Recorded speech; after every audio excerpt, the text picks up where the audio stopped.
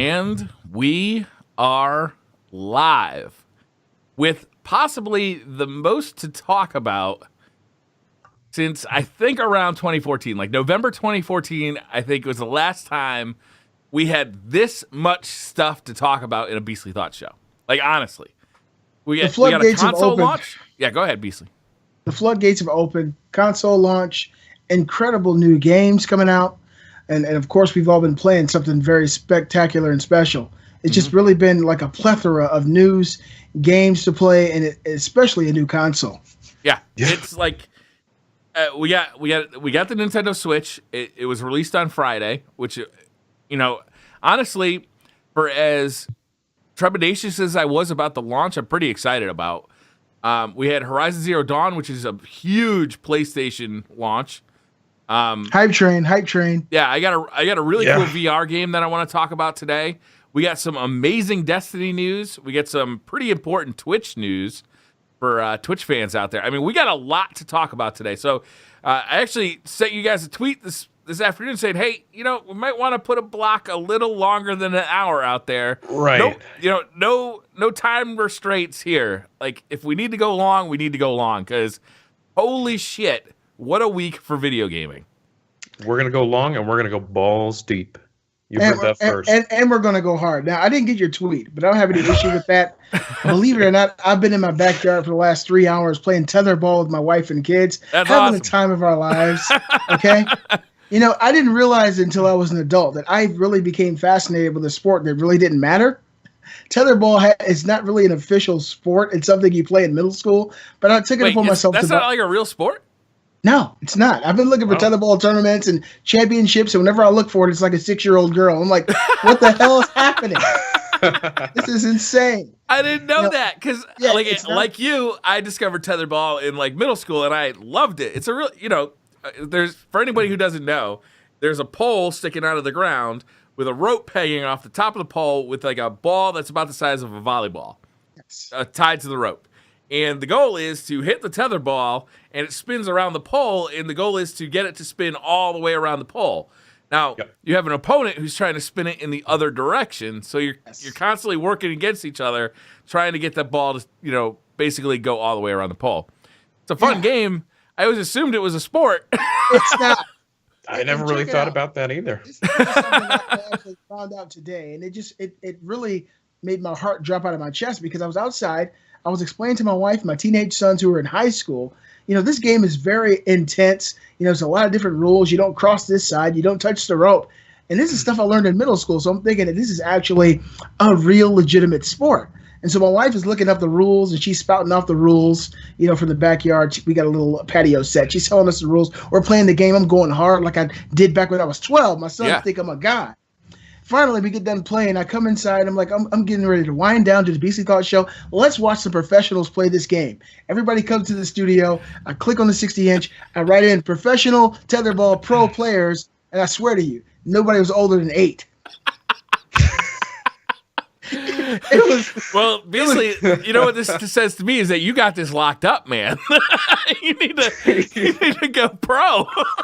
I mean, if you're dealing with 8-year-olds as competition, this is ripe for the picking. All that pro tetherball money is just yours for the taking. After watching that, you might be right, Briar. And it makes me question myself. Why did I try so hard? I mean, all those years, I took it upon myself because as a young man, a teenager, I was very short. I was 5 foot at 16.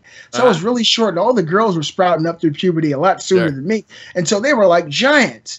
And so it was really hard for me to get good enough to beat all the females. And finally, I started to work on my timing, hit the ball every time it comes around. I thought I was the man. And today, all those dreams were shattered because it was meaningless. The key was with tetherball is to hit down on the ball. Down, yes. So that by the time it gets over to the other side, it's right. It swings over your opponent, so they never actually have a chance to hit it.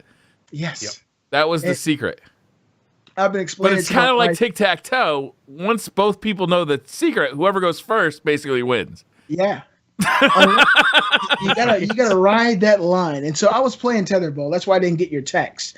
But I got a few days off. I won't be going back to work until Thursday, so we can do the Beastly Thought Show until midnight if you guys want. I'm here. Maybe we'll just do it till Wednesday. Let's get a little bit of sleep. You know what? Stream. Yeah. I'm ready to go. Okay, I'm ready to go. Exciting time for the gamers out there. We've all been waiting for the Nintendo Switch. I got mine, Briar. I know you got yours, Robbie. I think you're waiting on yours. Holding off for now. Yep. Yeah. So you ordered Zelda for the Wii-U, but you're not getting a Switch. Yeah, basically. Yeah. Okay. So I do want to talk about the Switch because that is the big hardware release of. That's console releases are big deals, and it is a Nintendo console, and that comes with some caveats these days. But I got to tell you guys. I love this thing. Okay. I absolutely adore it. Part of the reason I adore it is because the one game I bought for it is fucking fantastic. Wow. Okay. Zelda Breath of the Wild as a launch game, that's pretty damn good for a launch game. Now, the rest of the lineup is pretty damn weak as far as I'm concerned. There's actually... I've thought about going and picking up Shovel Knight's prequel because I've already played Shovel Knight, but there's a prequel that's available for the Switch that looks pretty good. But as far as a launch lineup, it's not deep, but it's got a pretty heavy hitter in there that I don't know if you guys seen the scores on Metacritic, but it's one of the top rated games of all time at this point. 10s across the board almost. It's up there. Yeah, it's at one point it was number 2 all time. Huh? Yeah, it's that big. So let me talk about the hardware a little bit. Beastly, you haven't opened yours yet, but I want to out, boys. Whip out the switches. Yeah, I want to make a couple of notes. It is like a tablet kind of thing. It's so pretty. It is. It looks bad, small, right? Yeah. And it's pretty comfortable to play with in tablet mode. I have a problem with smaller, I have big hands, and smaller pieces of equipment can give me hand cramps, but I've played quite a bit of this at this point, and I don't have that problem. It's fairly comfortable to hold. It's got real-ish thumbsticks that when playing in portable mode, it feels pretty good. It's got a 720p screen, which isn't nearly as high as, like an iPad or an iPhone or, other mobile devices you might be looking for, but when playing Zelda, it looks fine. It plays fine. I do have a real big problem with the Joy-Cons. If you buy the Switch and you want to play it on your TV, so you simply just throw this, the console itself into a dock, and then it comes with this device here, which you slide your Joy-Cons into, and you kind of just, you just put them in here. Oh, I heard the click. Let me hear the click, bro. I love the click. Yeah. Shh. Oh, yeah. This sucks. This sucks. This is a real piece of shit. That's the puppy. Yeah, it looks like the puppy. For as good as these Joy-Cons are when it's in portable mode, because it's a portable console, it's you're willing to make some sacrifices as far as how good the sticks are, how good the buttons are. Because it's portable, it's got to be small. But when the thing is plugged into your TV and you're trying to use the grip with the Joy-Cons in it to play, you're making some real fucking compromises. These buttons are really small.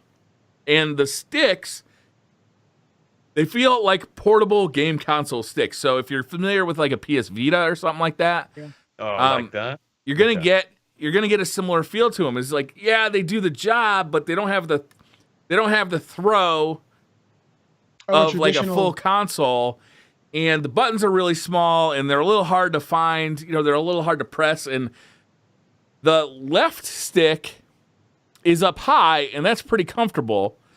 The right stick is down low, and that means you're constantly kind of compromised because it's so close to the edge that your thumb just never finds it correctly. It just never feels comfortable. And also the thing is so narrow that you almost feel like you're flexing your shoulders put your, to put your hands close enough together. Does that make any sense?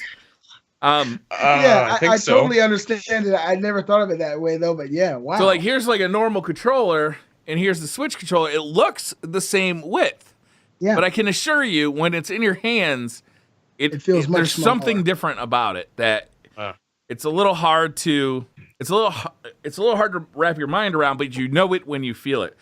So, in my opinion, I was lucky enough to get a Nintendo Switch Pro controller. Unfortunately, I did not pre-order one, but when I went into the GameStop to buy it the next day, the guys at my big GameStop know me. I go in there all the time. They're really nice guys. And I'm like, yeah, we'll throw one aside for you. Thank you very much. Sweet. Nice. So I was lucky enough to get a Pro controller, and this thing is great. Like this thing, it's a phenomenal controller. To me, it combines the comfort of an Xbox 360 controller and a PS4 controller. Like it's really comfortable. The sticks are great. The buttons all feel good. You put amiibos right on it, so if you want that amiibo functionality in a game like Zelda, you can put them right on the controller. You don't have to go over to the console. It's wireless or wired. It's a really nice controller, but it's $70. Jeez. Yeah. And steep. I think it is a requirement for the Switch if you plan on playing it on a TV. Honestly. Like, I really do.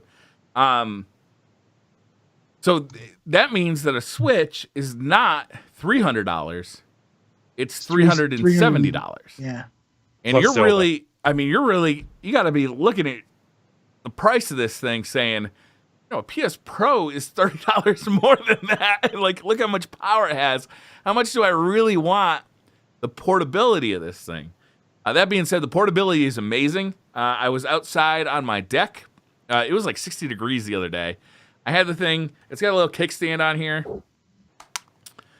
I had the thing on the deck. I had the Joy-Cons in my hand. And I'm playing fucking Zelda out on my deck. Like, how sweet is that? Awesome. Right? Living the fucking dream here, fellas. Life, yes. Living the dream. So, I'll be honest with you. I don't love the Joy-Con controllers. I don't see myself using any of the motion controls with it. I do really like the fact that this is a portable console that I can plug into my TV. I really do like the Pro controller a lot. You can use that in portable mode as well? Yes. Great. Okay. And like it's pretty fun. Like as the software lineup fleshes out, as they get the virtual console onto this thing, as you can start playing GameCube games and NES games and SNES games on this, I actually see myself using this quite a bit, more so than I've used the last couple of Nintendo consoles, just because, I can bring this into bed and play a little bit of whatever in bed.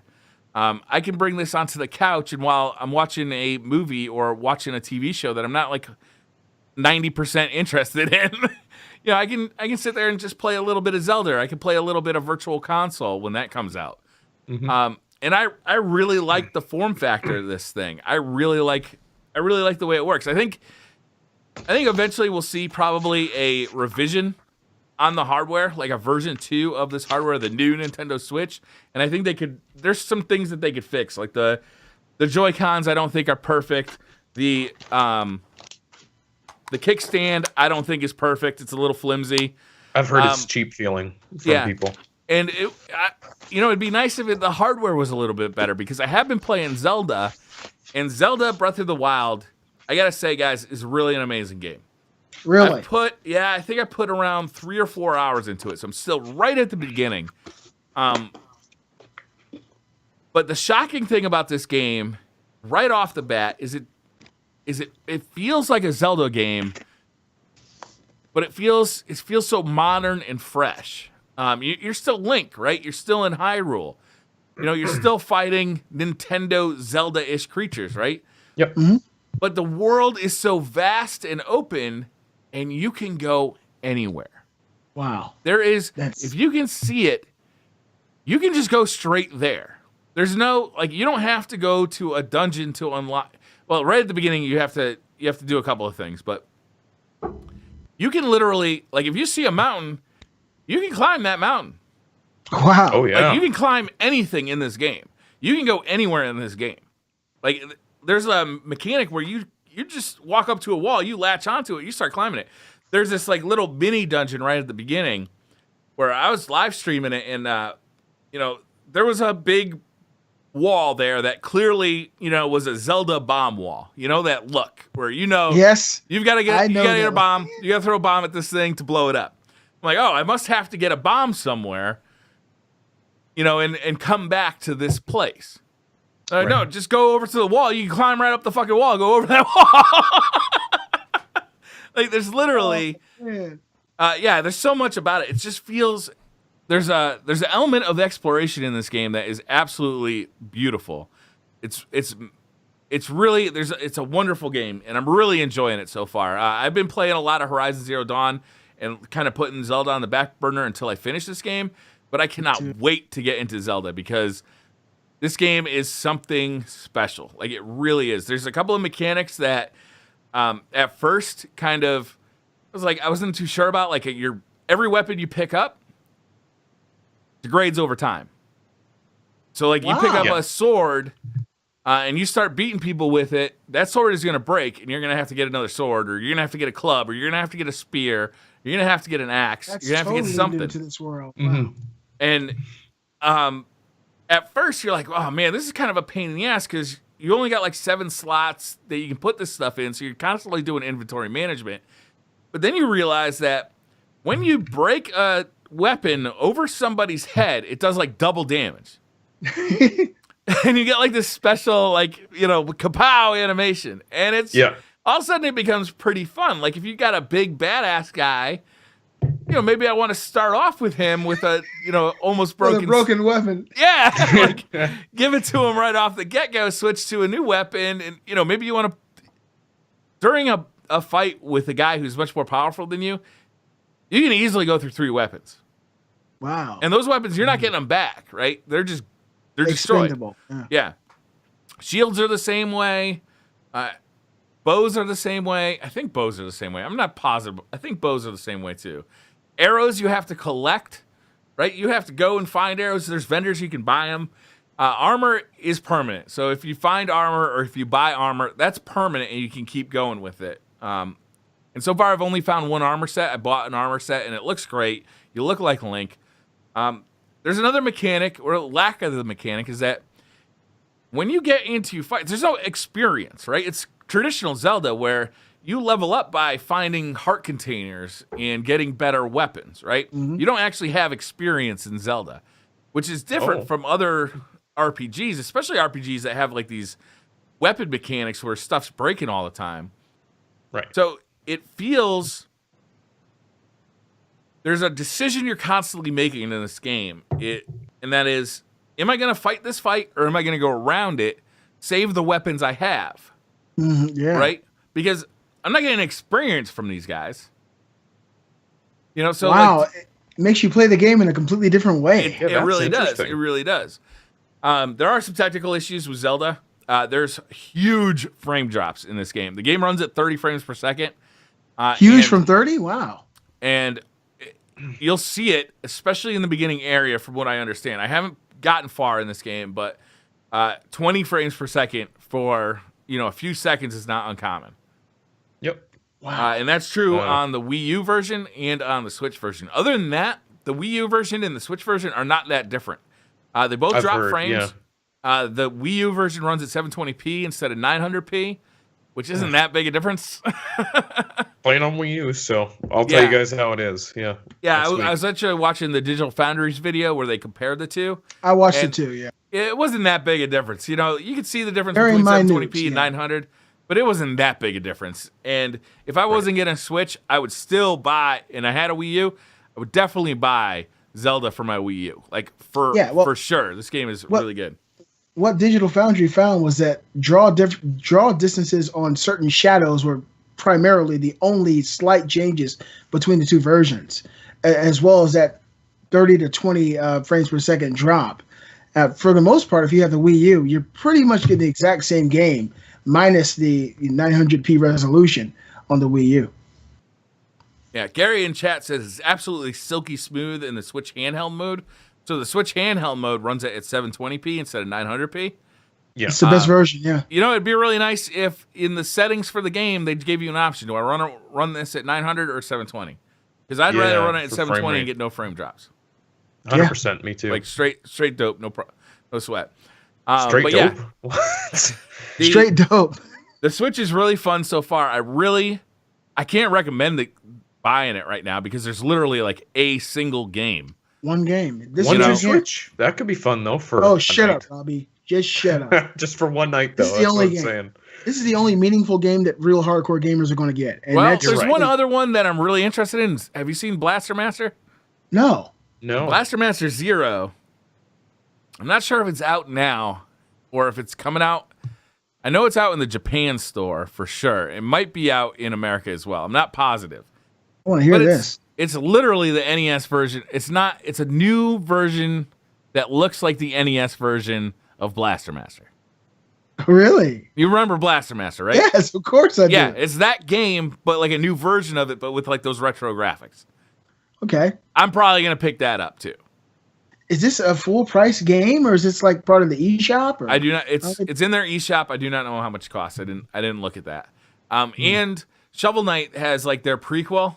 I can't remember what that one's called. Yeah, it's the like DLC that's bundled in with that. Yeah. Yeah. Well, no, they have two SKUs for Shovel Knight on their store. One is the complete edition of Shovel Knight, which is like $30 or something like that, and that includes the prequel. But I already own the regular Shovel Knight game on PlayStation and Vita, so I want the prequel. I just want the prequel, and that is exclusive, a timed exclusive to the Switch right now. And I really enjoyed Shovel Knight. Like I thought it was a really fun NES style throwback game, right? So I'm looking forward to playing the prequel, which is you play as a different character, and it's a Shovel Knight game. But those are not old games. They're retro, older style games. Yeah. Retro, yeah. So I can't really recommend with the launch lineup that's there getting a Switch right now. But if the Virtual Console comes out, if they if they start putting games out there, Splatoon, Mario, Mario Kart, like as the games come out, and if they can do a good job with the Virtual Console and not be complete pieces of shit with it, like I will recommend it, because being able to just like grab this thing and play it in bed, and it's console quality too for the first time, Briar. Yeah, no real difference from your TV. Is it?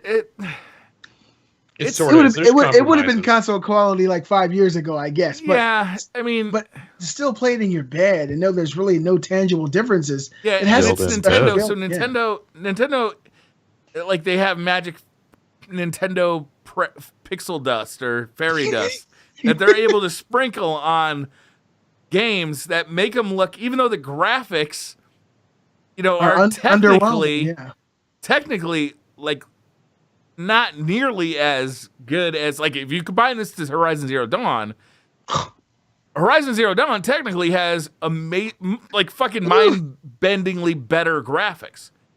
Oh yeah, but that Nintendo pixie dust that they sprinkle on Zelda, it's video game crack. It's goddamn beautiful. Like it's just gorgeous, So, that Nintendo that comes from masterful development, and Nintendo's known for that. Really great artists, and yeah, I mean, so I'm surprised because I was pretty down on the Switch going into it.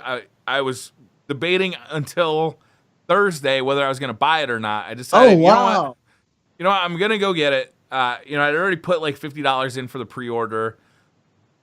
So I figured, I'm just going to go on. I did the Destiny Community Podcast on Thursday night. I just got up, went over to GameStop, picked it up, got Zelda with it. Luckily got the Pro Controller, because I swear to God, this thing is the shit. You need to get the Pro Controller. I definitely will. Yeah. But yeah, I'm pretty impressed with the thing. Glad to hear you're enjoying it. For me, though, I want to tell you guys the main reason I held off from the Switch wasn't just because, the launch lineup, we have, one game, obviously. Everyone knows that. You're right. Let's be real. We're not going to beat around the bush on that. Yeah. To me, it's the hidden costs. It's the Pro Controller. The Joy-Con grip isn't that great. Like, the memory cards. It's like you're going to have to pick up all these accessories. Dude. It's just, there's too many for me.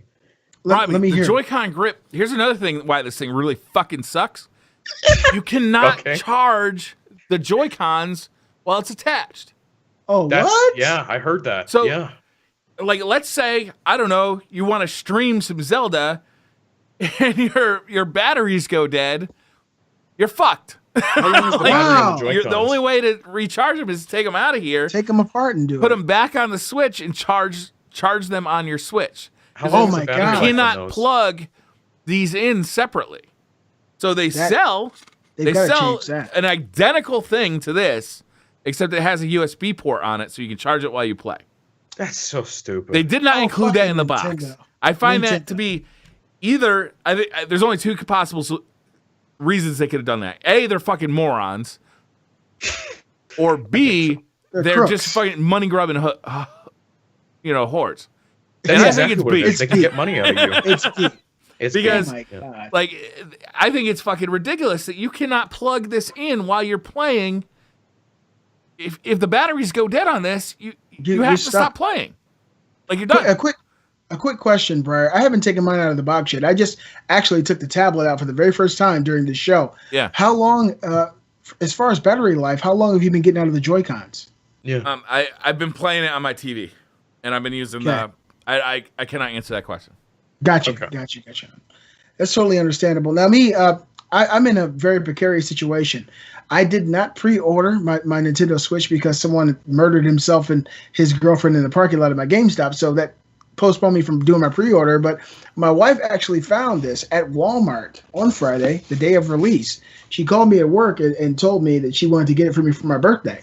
And so she went on and picked it up. Aww. I know, so sweet. I haven't taken it out of the box. I have not opened up The Legend of Zelda Breath of the Wild. It's still in the wrapper. I feel like this is Fallout or something, Fallout 4. And I want to play it so bad. I want to open it up. I want to get into it. But there's been a game that's been on the horizon for the last couple of days that has really, it's been truly amazing. We talked segue though. We talked about this game last week, and you did. There was quite a bit of hoopla, and people really jumping the gun on how good this game is. It's called Horizon Zero Dawn. Expectations, remember? Temper your expectations. Which is good advice.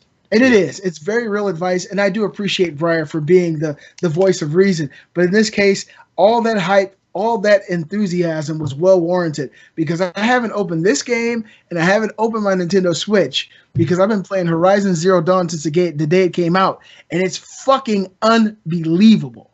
That game is really good.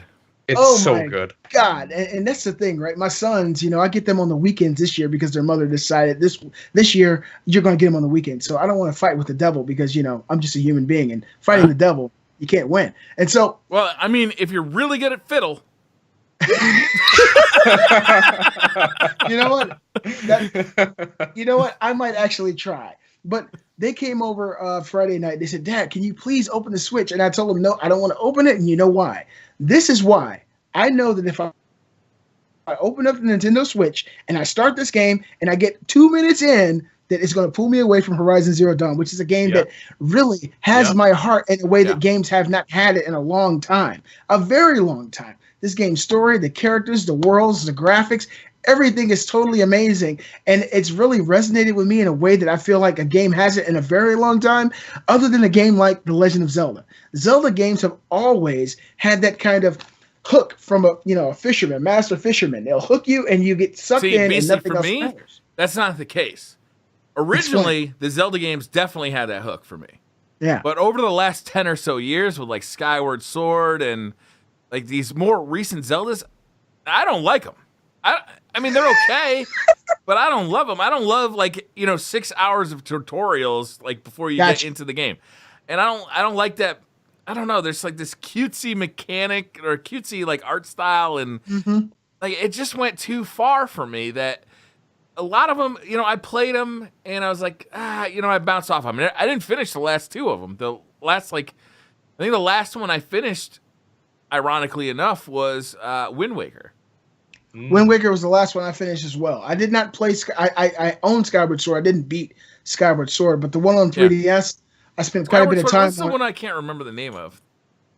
Oh, the 3DS one was fantastic. That's the one I'm talking about. That one sucks you in. Oh my God, it was incredible. But that was basically a remake of Link. Yeah, A Link Between Worlds. Link Between Worlds, right? A Link to the Past is what it was called. Check it out, right? The reason that I did not want to open up this wrapper, which will be open today on the Beastly Thought Show, it will be open today because we're going to do something special for you guys. Twilight Princess, thank you. The reason I did not want to open this up is because all the Metacritics and all the reviews have said that this game is a phenomenal game. And Briar, you're only a few hours in, and you've kind of concurred with the consensus that this game is amazing. And so with me hearing that, I'm in the video game ecosystem. This is my ecosphere. I hear everyone talking about this is just a phenomenal Zelda game. I know it is. It's got a higher Metacritic than Horizon Zero Dawn. To me, I can't even imagine. You know what's crazy? Is Horizon, I can legit say, is a great game. Right? Yes. As soon as I got my hands on Zelda, I was like, I really want to just play Zelda. Thank you. That was my fear too. Thank you for proving my point. Look. And so my wife, she's younger than I am. She's 10 years younger than me. And she's like, well, you got the Switch now. Why don't you open it tonight and play it in bed, while I watch, something on Netflix. Still I told her, no, can't do it. Because if I do it, then I'll come in here tomorrow and I'll hook the Switch up to my 60-inch 4K with HDR and I'll play it there and I'll kind of drift away from Horizon. And I just feel like I can't do that to Aloy. Yeah. Can't do it. Let's talk about Horizon, though. Please do. All right. So Horizon came out Tuesday. And my goal, I'll be honest with you, was to get done with Horizon before Zelda came out because I knew. That's hard to do. This March is ridiculous, right? It's like, it feels like November. It's crazy. We got a console launch. We got a Zelda. We got Horizon. Horizon came out at the end of February, but, essentially. We got Mass Effect coming at the end of the month. There's Ghost Recon Wildlands coming out. For Honor, I still haven't even played yet. Neo, I haven't even played yet. Like, February and March this year are, like, insane. So, like, I was trying to get through Horizon, but that's not going to happen, man. This game is crazy. Huge. It's like The Witcher 3. Gigantic. And it's deep. There's a lot to go find. There's a lot to go do. Just traveling around is what I find. There's a mount system in this game in Horizon. I don't use it because I'm constantly, like, if I get on an animal, I'm constantly getting off to go pick a berry to get health. Yeah. Or pick a flower to get, like, fire arrows, or grab some sticks to make more arrows, that kind of thing. I'm constantly getting off of the thing. So I basically have abandoned. Foraging constantly, yeah. Yeah, you're foraging all the time so you can make sure you have stuff. The world is gorgeous. I think it's the best looking console game I've ever seen. Game. Thank you. It's so right. It's technically unbelievable. There's a couple of issues. Like, there's this weird, 10 foot ahead of you or 10 meters ahead of you. There's, this draw-in line that you can see a lot if you focus on, which... it doesn't really bother me, but once somebody pointed it out to me, I could definitely see it, basically wherever I was. Can't unsee it, yeah. And there's also, this transition between, there's, a day-night cycle in the game. So, you see dusk, you see night, then you see the sunrise, then you see daytime. It's really abrupt. So, it'll be everything will be purple in the world, and then it'll switch to nighttime, and everything's blue in the world. That. There's no transition. It's at first I'm like, what the fuck just happened? Why did everything in the world just change color? Checking your TV settings to make sure you didn't miss something. Right? But I gotta say, the forests are lush and filled Everything's with wildlife. Alive, yeah, you go into the desert, it feels like a desert. You go into the mountains and the snow-covered mountains, it's a fucking gorgeous game. And the combat is really fun, and it's really deep. Combat's one of the best parts. It's badass, man. It is badass, and it feels deep, right? What I found, what I was a little surprised about, is that you don't actually. I never really feel like I'm getting. My items aren't getting all that much better, right? You get a better bow, you get better armor, but it doesn't feel like that much better. But I'm getting better. I'm getting better at the combat. I'm getting better at knowing when to use. There's this slow down time mechanic where you kind of focus and you can notch multiple arrows at the same time and knowing when to use that and aiming. As you get going, as you get better at it, you find that you're just more effective. You get more effective at using this kind of arrow breaks the armor off of an enemy, and then I'll freeze the enemy using this like grenade type of thing, and then I'll put a bunch of arrows into them. Yeah, like you get better at the combat as you go, and that's where the depth in the combat goes, and I really like that about it. Well, for me, this game has so much replayability simply for the badassery that you can pull off. This game seems like it's a game made for people who want to make montages of different ways that you can take out multiple enemies or different types of enemies. There's no fights that'll ever play out the same way. There really isn't. There's melee attacks. Come on, I mean, once you realize you can just sneak up behind shit and stab it. That's different. Yeah, that's different. That's a one hit. Actually, 90% of your fights go exactly the same way after you realize that.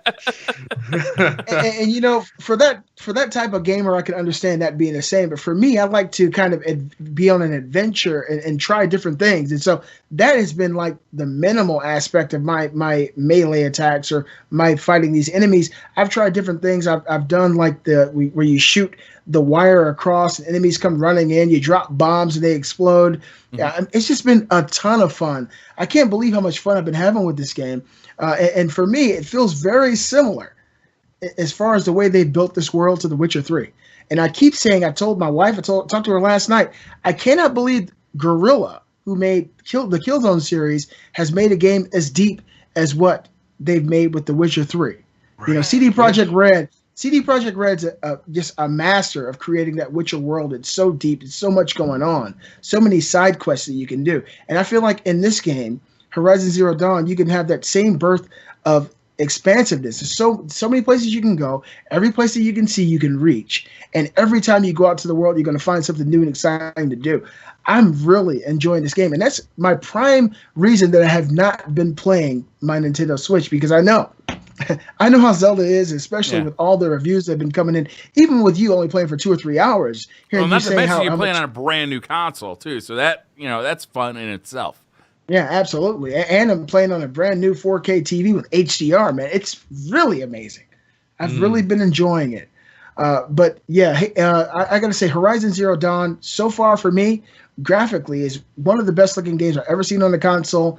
And I'm shocked to say that it even surpasses at many times what I've seen in Uncharted 4. It's really ridiculous how good it looks. It's stupid gorgeous. Now, it's funny because one of the things I think of the most when I'm playing it is Uncharted, because the wall climbing is they've like taken pulled. A lot.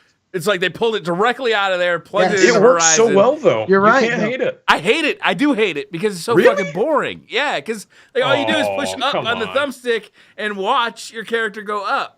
And I've been in Uncharted 1, I was like, this is, okay. And in Uncharted 2, I don't think you I was like, well, in the game. This is the same, but they're doing it. It's beautiful.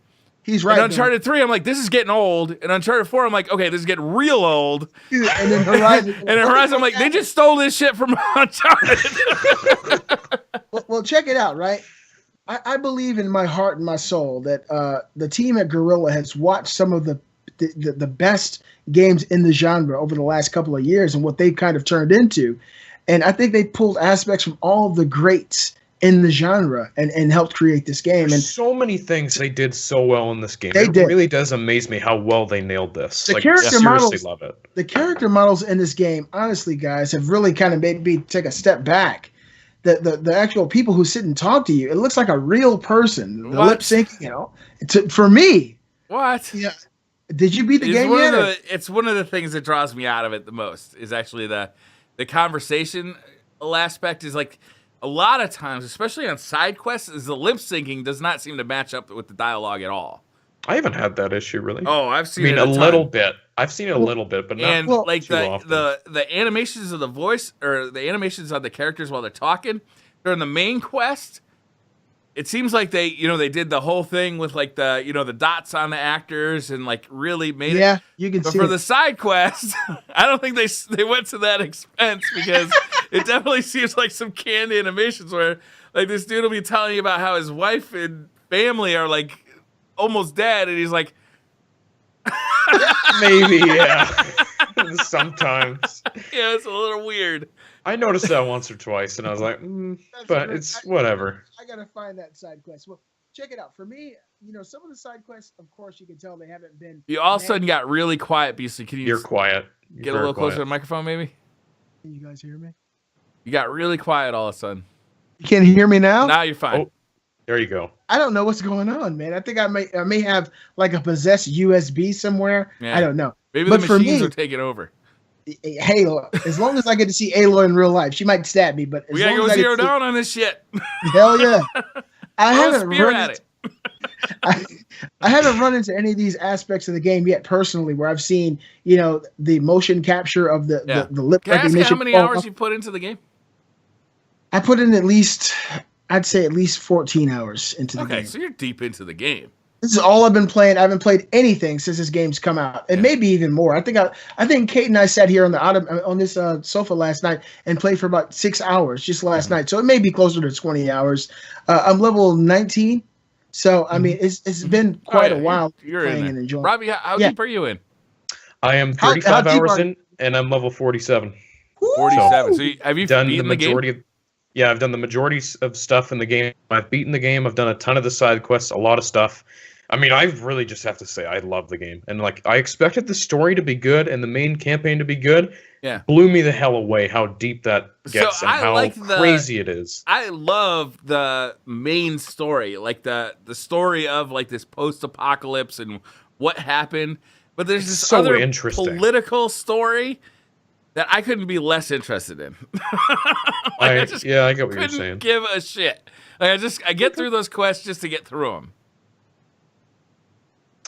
You know what? I will say, as much as the game blows me away sometimes, and there are some spectacular fights too. There are moments where I'm like, it's not often, but it's like this just feels like another open world game. Not very often that happens, but there's so many moments in this game. When this game gets good, it's so really good. So good. For me, what saves it as far as the open world aspect goes is that I never feel like I'm just wandering across the world, just running. Is I always feel like I've got to be careful. I've got to have my mind out. I got to keep my eyes open because I could run across. Messed up. I could run across a fucking 60-foot tall dinosaur, robo dinosaur at any fucking moment. Those Thunder Jaws are tough. Yeah, the Thunder Jaws are gonna mess me up. Yes, that thing is gonna mess me up. I'm constantly looking for herbs, and health items and items to craft other items. Inventory fucking management drives me a little bit crazy in this because me too. I can be honest there. Yeah, it's like you get all this stuff. You're constantly collecting stuff, but then there's no real clear way of knowing what of this stuff is actually worthwhile and what of this is just should I just be selling every time I see a vendor. And there's a couple of items that you see and it says this is just good for selling for shards. But other stuff is should I be selling this? Is this lens, from a Dinobot really that important? Do I need 20 of them? These Dinobots are horrifying. Is this is this lens gonna be used in crafting? Something that I need, or is it just filling up my inventory? And there's no real clear. Well, for me, that question is kind of an inherent question. And I've had that from the beginning of the game. So what I've done is I've only sold the stuff that says it's only good for selling and trading with merchants for shards. Yeah. The stuff that says that you can use it to craft or for weapons or you can trade, I've kept it all. And so what I've done... That only works so long, though, because all of a sudden, you fill up your inventory and you can't collect anything else. I have the same issue, And then, for me, the tear arrows that you use to, blow all the armor off of an enemy? Yeah. Mm-hmm. There was a certain item that I needed to collect so I could make more of those, but my inventory was full and I couldn't collect that anymore. So I went through 5 hours of gameplay not being able to use those tear arrows, which are really good. Well, I don't know if you're aware of this, but when you go into crafting, you can craft larger satchels for different types of items. Yeah, but you need to get, it's RNG based because you need to get a specific item to do it. It's it costs shards, it costs money. The first round, there's 8 different satchels you can make. Yeah. Well, the first round is easy. The second round is pretty easy. The time you get around to the third and fourth round, you need very specific items to be able to craft those. And it's you might kill, if you need a lockjaw heart, you might kill 20 lockjaws and never get that heart. Oh wow! So it gets harder to craft those. All right. I gotta tell you though, I love the game. I think it's a great game. How many hours are you in, Briar? You asked us. I think I'm around 20 hours. I'm like level 24, 25. I just finished like I'm not gonna spoil anything, so I'm not even gonna tell you where I am. But yeah, I'm like I'm around 20 hours in. Are you standing on the ground? Yeah. Yeah. You're on the ground. Do you have a spear and a bow and arrow? I'll tell you though, since playing Breath of the Wild, Zelda Breath of the Wild, one of the first things you get in that game is like this paraglider, so that you can like climb a mountain, jump off that mountain, and then glide anywhere you can see. Right? Oh, fuck! I come back to Horizon today because it'd been since Thursday since I played Horizon, and I played it today. You wanted to do it? I wanted that, man. I want to glide. That's why I do not want to do it, Briar. Now, look, I'm really enjoying Horizon. I think this will be the first full-fledged huge game that I'll play, and I want to compete. I mean, for me, I'm doing all the side quests. I'm doing all the errands. It's so much fun for me to just go out there and hack, one of these horse-like creatures or these robots, jump on it and go do an errand or a side quest. I'm really enjoying horses. Yeah, the robot horses. But after I get done with that game, I'll definitely be going to this. Yeah. Now, I don't know if you guys have heard the news. Well, but before you move on, because you mentioned the comparison between Witcher and Horizon. It's Witcher a huge 3 and Horizon. Yeah. The difference to me though in The Witcher 3 is that every time I got into a side quest, I was like, I got absorbed into that side quest. Like the characters were so interesting that I was like, yes, like I want to figure out where did this woman go? Like her husband is a werewolf, and they both knew that he was a werewolf, so they chain him up at night. And like it turns out the sister was in love with the husband, so she unchained him so that he would kill the wife. Yeah. The side quests were so good. In Horizon, and Horizon's not quite as good. Yeah, you're right. Man, they're close. Right. Some of them are inconsistent. Yeah, some of them are good. Some of them are kind of meh.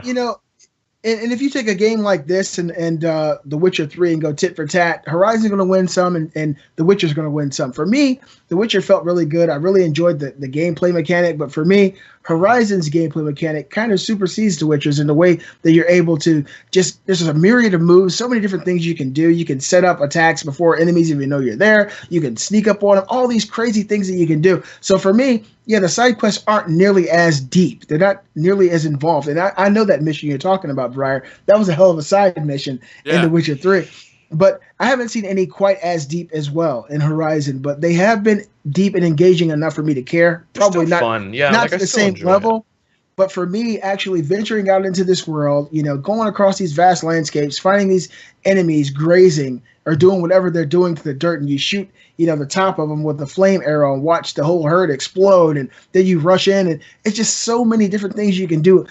Last night, Kate and I played, and I swear to you, for 2 hours, I was trying to do a mission. The reason I didn't do it is because I found things to do for the whole 2 hours that stopped me from doing the mission. Yeah. And games like that really are special to me. Yeah. Where you don't have to stay, tunnel vision focused on what you're doing because the game offers you so many different avenues of enjoyment.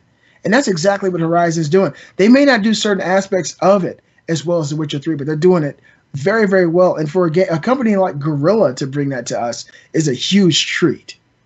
Yeah, 100%. I just wish this game came out like a month ago or like 2 months from now.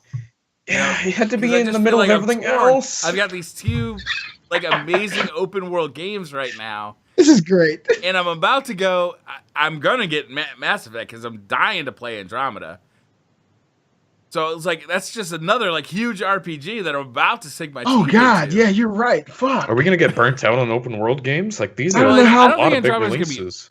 Open world. I guess it's an RPG though. Large games though, big expansive. What's the release date of that? It's the end of March, right? I believe. 21st. Oh man. 21st. Oh fuck. Yeah, I don't know if I'll be even close to done with Zelda. That's going to be really tough, man. I've heard that you can beat Zelda in like 40 to 60 hours, but you can spend 400 hours doing like everything. The story I heard is 50 hours. Are you serious? Yeah. So it's way longer than Horizon. It sucks to love games as much as we do, man. Now Our lives are hard, man. All of these video games to play. Oh, this just sucks. This is not part of our news, and we talked about what we've been playing, and I'm sure you guys have been probably doing similar stuff. But part of the news that came out last week is that Nintendo actually based their Nintendo Switch cartridges with an anti-children, I guess we call it retardant, or it's like an adhesive. I think it's an adhesive. Did you say retarded or retarded? Yeah. Retardant. Okay. And so what they've done is that's being awfully hard on Nintendo there, Beastly. You got that right. So they put something on their cartridges that actually tastes horrible, just in case you have a child. Like I have, God, how many kids now, guys? Like 20 kids. I have a lot of children. 36 children. So yeah, the goal is is these things, they taste bad. It's like that nail polish that you can put on your fingernails, so that you stop biting your nails. Yeah, I got that for Nova because she won't stop sucking her thumb. Yeah, so apparently this stuff is coated. These cartridges are coated in this stuff, and it's an awful taste. And not only is it awful when you put it in your mouth, but it stays awful for hours afterward. Yeah. Just lick the. Now I don't want to do it, Briar. Oh, you already promised, Beastly. You can't go back. There's no going back. How are you going to say some shit like that right before I do this, man? That's really fucked up. All right, trying to deal with the devil, Brett. This is my very first time to see this. This is a pretty big case for such a small little cartridge with no paperwork or anything. Not even an instruction manual. Geez, they could have saved a lot of materials just to make the little case this big. You could have just downloaded it, Yeah, well, I don't know the guy with the coat for the Nintendo Switch, but this is what the Nintendo Switch games look like. And according to what we've been hearing in the media, SD card, they taste horrible. And I don't know what I'm supposed to lick this thing. We talked about this before the show. Sorry, you're supposed to lick. Lick the label? Yeah. I'm going to lick the label. Yeah. I'm going to let you guys know. Get up in there. Hey, the only person that tells me that's my wife. Okay? Don't make this too telling freaky it to you too. And Nintendo, more importantly, is telling it to you. Nintendo's like, get up in there. I bow down to thee. Here we go.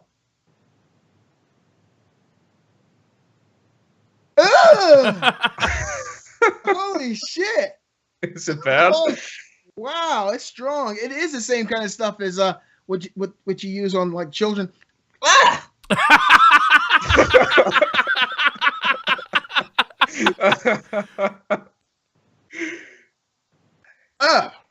You gonna be okay? Wow.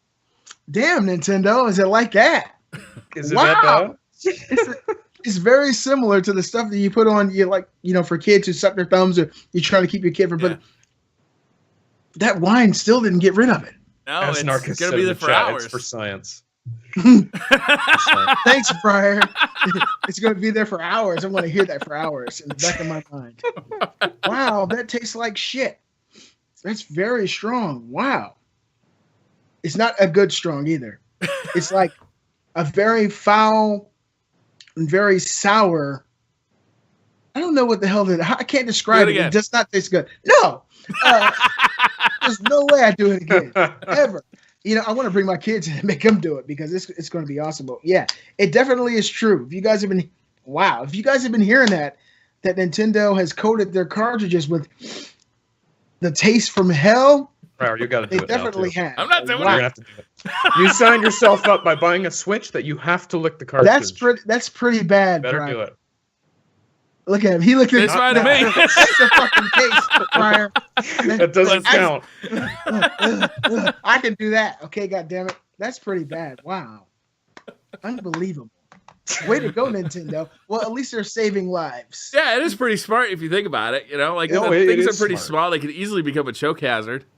That's the reason. Right. No, it's good. Come on, say your daughter would have died had we not done this. You say, well, thanks, Nintendo. Way to go, Nintendo. Holy shit. Damn, that's nasty. I shouldn't have agreed to that before the show because I know I'm going to taste that for hours. You didn't agree to it. You brought it up. It wasn't like we forced you to do it. You were like, I'm going to do it. You're right, too. I sure did. I wanted to open it up during the show. All right, so we got a little bit of news for the show today. Big news. Would you like to get us started with the news? Oh, boys. Where do we even start? Gotta start with Destiny, man. Gotta start with Destiny. All right, let me find it quick. All right, here we go. This week, Bungie has revealed official details on the yet-to-be-announced Destiny sequel, saying that power, possessions, and Eververse currency will not transfer from Destiny 1. However, Bungie will carry over players' customization and their guardians from the first game. All right, man. Really? Destiny 2 is coming, right? And Bungie is starting to talk about it. This is Bungie saying this. Yeah. Okay, that's so important. here's the deal. You are going to carry over your character from Destiny 1 to Destiny 2. So all the changes you made to like the race, the gender, the haircut, the markings on the face, like all going to carry over. That stuff carries over to Destiny 2. All of the stuff you've collected, the weapons, the armor, the sparrows, the spaceships, the emblems, the shaders, all that gets left behind. Oh, wow. So, if you've got a favorite weapon in Destiny 1, you're going to have to look for a new favorite in Destiny 2, right? It's a completely new game, but they are Mass Effect style, bringing forward your character. This makes perfect sense, right? I mean, it's a new game. There's no reason to not start fresh. Like, this is exactly how I wanted to do it. What you're virtually saying is that everything that, as far as your character aesthetic, the things that you created, they'll be there, but the game will be totally different. Yes. Right. And this is perfect because it allows Bungie to take everything they've learned over the last 3 years of Destiny and not be held back because they want to make sure the Gjallarhorn carries over. They want to make sure the Last Word, the Thorn, all of those weapons that they created before the players ever got a chance to play the game, all that stuff gets left behind. They get to start from scratch with Destiny 2. And that's great. Let me ask you guys a question. When do you think we'll actually see Destiny 2? Do you think we'll see a trailer at E3 this year? Yeah, E3. I think either at the PlayStation or Xbox conference. I would assume PlayStation. Exclusivity deal. But it may be that, that was a Destiny 1 deal and Xbox says, well, that game looked like it was pretty popular. We would like Destiny 2 to have, exclusives for Xbox. I don't know what that deal was. It could have been a 10-year deal. It could have been a Destiny 1 deal. Like, who knows? They're not sharing that information. But I assume that we're going to either see it at PlayStation or Xbox's conference, probably PlayStation's. And it'll be either the first game we see or the last game we see at that conference. Oh, God, it's going to be that That'll big. be big. Yeah, they're going to. You're totally right. They're either going to open or end with a first or last. That's probably a big open, to be honest. Deal. I think so. Yeah, I could go either way on opening or closing. And then what I really hope to see is that they're going to also say, and you can play the alpha today. Like with Destiny 1. Dude, but, I mean, my God, I hope so. That's the only reason I say that is because they did that with Destiny 1. Like, that was amazing. That 2013 E3? 2014 E3. It was 2014 E3. Like, that's how I got into Destiny. Is like, I was watching E3 and they're like, Bungie comes out and says, this is Destiny and you can play it this week. Join the alpha. And I did, and I fell in love with the game. Yeah, same. Wow. You know what? It's always bittersweet, though, to see a community kind of close and then open up a whole new one. Destiny 1 has been such a huge and open community of gamers who have been kind of holding together, even through dry times. I know that the community is really super excited about this, but what do you think is going to happen as far as the original? It's just going to kind of fade to the back. We have one last piece of content. Briar, you can totally get into that. Get it out of here. Yeah, it's done. We are getting the Age of Triumph expansion, not expansion, but update. They're calling the spring update Age of Triumph. It's coming out at the end of March, so RIP Mass Effect. And it's going to be, what it looks like it's going to be is it's going to take all of the old stuff, like the Vault of Glass raid, the Crota's End raid, King's Fall raid, bring it forward, make it all the current light level, update the gear, so all the gear you get out of it is current level. And also, this is conjecture, but it looks like they're going to redo the weekly questing system. You know how, like, there's weekly things you can do in Destiny, like the Nightfall, or like the weekly PvP stuff. It looks like they're going to add raids to that weekly thing.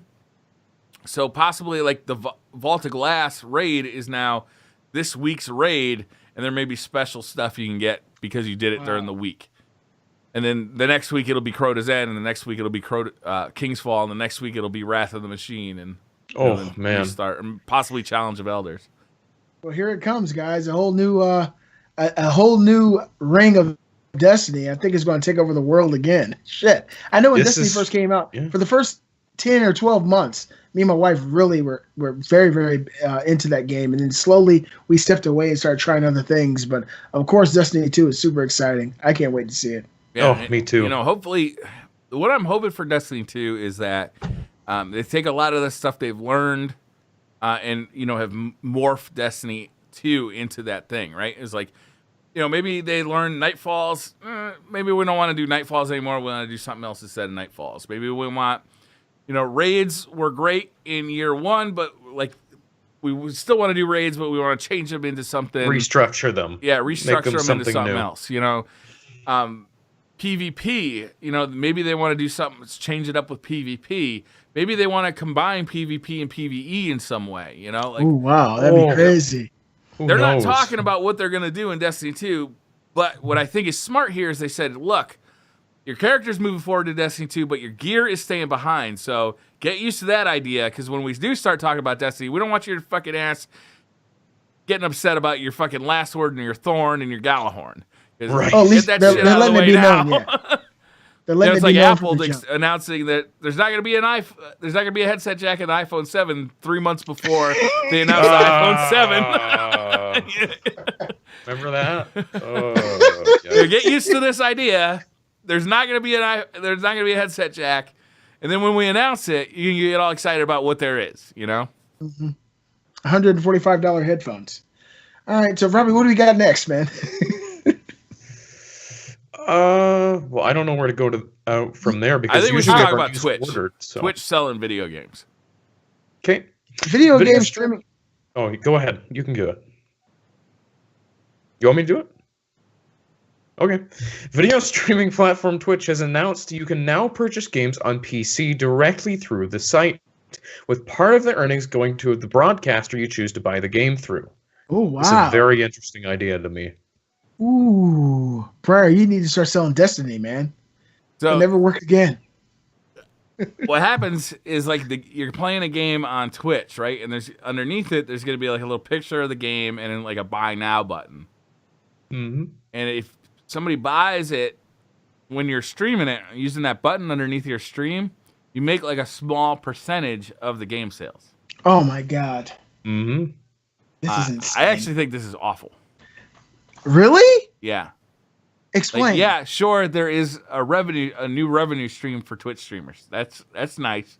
It screams sponsorship ugliness, though, to me. It like, does, doesn't it, Robbie? Like it does. Screams yeah. it. It's like, all right, so now somebody's going to start streaming a game because they want to sell copies of it, and they're going to be talking about that game like it's the best game on earth because they want to sell copies of it. Trying to sell. Yeah, this is going to be controversial. So like, instead of like, so cool. Beastly, like, imagine like I decide to start streaming Legend of Zelda. And there's a buy. Everyone's going to say you're a sellout. They're not going to believe your opinion, basically. This is the best game I've ever played in my life. You need to buy it right now. Oh my god! If you don't buy it right now, you're fucking. Am I telling you my honest opinion, or am I telling you to? Am I trying to get you to hit that buy it now button? You want that small percentage? No one will take you seriously. Yeah. Wow. Oh man. So, all right. One of the first games is asking, isn't it basically like an Amazon link? Okay, so the difference to me, Soyza, is that. Like I have Amazon links, my affiliate links are on my Twitch channel. Like if you scroll down, you can see like my affiliate links. I even advertise Amazon Prime. You can, if you click on the Amazon Prime, but I'm not over here selling you Amazon You can't peddle Prime, it right now. You know? can't peddle it right now. I'm not peddling it, but yeah, I do make a little bit of money if you sign up for Amazon Prime using that link, but I'm not selling it to you. And I'm not streaming Amazon Prime. If I've got a buy it now button for Zelda, and I'm telling you about how awesome Zelda is, then like,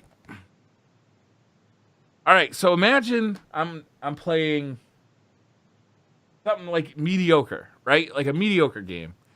I'm trying to think of something that would be right on the edge for me. Quantum Break. That's not mediocre. That's just shitty. Do you want to talk about a game that's actually supported by this? Because one of the first ones. Oh my god.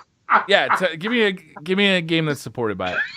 Ghost Recon Wildlands comes out in 2 days. All right, that is actually a perfect example, right? So, like, imagine I'm playing Ghost Recon Wildlands, and I know that if it looks like I'm having fun in this game and I'm telling you how awesome it is that going to influence me trying to get you to buy it while you're watching? And will people take you seriously too, because they know that button's right down there? Like, are you credible? Are you genuine on your opinion, or are you just saying it to get that sale? That's. It's going to turn responsible streamers into salespeople. Yeah, that's the truth. If you know you're going to get a small, bounce out of that revenue, everybody's going to say, "Hey, look, I'm playing this game right now. I'm wasting my time playing it. You need to come try it out and see how much you like it. It's awesome." And yeah, it's going to turn Twitch upside down. Yeah, I mean, the whole sponsored stream thing is already controversial. Like, whenever you see, this game was provided by whoever, people already are like, is your opinion genuine? If you say in the stream, this is a sponsored stream, let's say Ubisoft has paid me money to play Ghost Wildlands for 2 hours today. Right. If that is up front, I have no fucking problem with it. Agreed. If they're clear, yeah. And if you're not paid to say this is awesome, that's fine. Just to show it off. I'm sorry. What gets on my nerves is when that stuff is behind the fold, right? It's when that stuff is under the fold, when it's a hidden, yeah. In this, even though, like, if you're streaming Ghost Recon Wildlands, there's no deal between you and Ubisoft, but there is a deal between you and Twitch, essentially saying that, look, if you sell this game on your stream, you're going to make more money. So say it's good, basically. Well, they're not saying that. It's good. I mean, I could go on and stream that game and say, this is the worst game I've ever played, blah, blah, blah. I mean, there's nobody saying that I can't do that. But what are a majority of the gamers going to do? It just calls the whole thing into question. I just wish it wasn't there.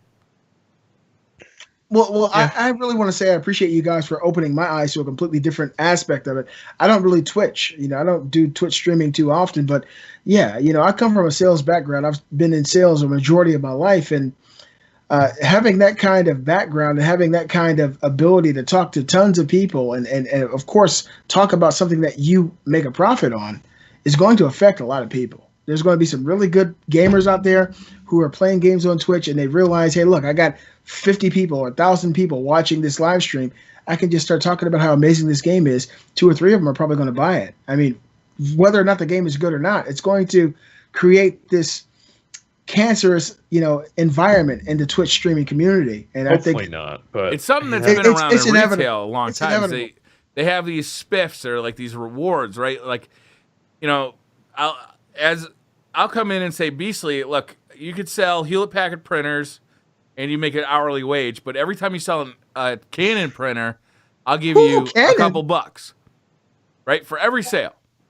Which, hey, have you seen our new even Canon if you printers? think that personally you think that Hewlett-Packard printer is better, which one are you going to be more motivated to sell? Canon, baby. Yeah. Shit. Hey, lady, I see you're looking at our printers. Have you seen our new Canon 7200? It's amazing. Even if you know in your heart of heart, like, I mean, you're looking to feed your family. Of course. Like, it comes down to the finance. No finance before romance. So, I don't know. It's like it's going to be a streamer to streamer basis, and it's not a real danger to streamers if they aren't forced to do it. But it's always going to be in the back of the head, right? It's like if you're selling that Hewlett-Packard or that Canon, even if you know that Hewlett-Packard is better for this customer, if you know that you're going to make an extra $2 by selling the Canon, isn't that going to influence you? Well, the thing is, right, it's a double-edged sword because people aren't stupid. The people who watch this live stream aren't dumb. People who watch politics aren't dumb. and more than likely, people who watch, live streamers kind of have a mind of their own, and they're able to see if a game is crap by watching the game. And so if they start to watch a live streamer, and this live streamer says this game is amazing, and they're looking at the game and they're thinking this game is like crap, more than likely they're going to put 2 and 2 together and say this guy's trying to sell me the game. I think it's important, to just watch a game and get your own opinion from it. It's like reviews. When people say, review scores and people pay attention to the score, pay attention to what the reviewer's saying. Take away what you think might bother you about the game, because something that bothers someone about a game might not be a big issue to you. Like, for example, a story in a game, if that's not what you're looking for, that might not be a problem. So you have to watch these things and make your own opinion on it. Robbie, that's what I think. Very few people don't like stories in games. All right, so continuing on with our news. Oh, that's not what I meant. I meant that some people just go into certain games for the gameplay of it. Maybe they didn't expect the story to be amazing. That's what I meant. Thank you for clarifying, sir. No problem. Minecraft has sold over 122 million copies over its lifetime, making it one of the highest-selling games of all time. 122 million, guys. That is pretty amazing. That's a lot of copies. Just ridiculous. Is there anything is there any game that sold that many before? There are, but there's few. There's very few. Well, my kids still play it virtually every day. When did My that girls game come out? 2007, 2006? No, it was 2011 was when the full version came out. It launched. It was in beta for like 2 years before that. All right, well, thank you for clarifying. I remember. I was in high school. Yeah, so I remember when that game started booming, even before it was officially out. It was like everyone was playing Minecraft. Like it's been just such a thing for years now. Yeah. Really long time. I mean, that's the only game my kids played for years. And now they still play it, but they also play like they play Gary's Mod and they play Counter-Strike. Oh, wow. So they've really changed because I remember 2 years ago, all they were into was Minecraft. Yeah. Wow. And only on PC. They didn't want to play it on anything else. Well, my boys, now, I won't stop until my kids do nothing but tetherball 24/7. All right, so you have no input on this decision. Yeah, you're going to be playing tetherball. God damn it, go outside.